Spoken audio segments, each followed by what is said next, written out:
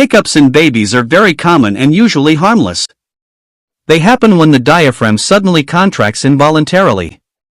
Here are the main causes. 1. Overfeeding. Feeding too much milk at once can stretch the baby's stomach and trigger hiccups. 2. Swallowing air while feeding. Babies often swallow air during bottle or breastfeeding, which can irritate the diaphragm. 3. Feeding too quickly. Drinking milk too fast can cause the stomach to fill with air and milk rapidly. 4. Sudden temperature changes. 5. Excitement or laughter. Sometimes hiccups occur when the baby giggles or gets excited. 6 is gastroesophageal reflux. In some cases, milk or stomach acid backing up into the esophagus can irritate the diaphragm.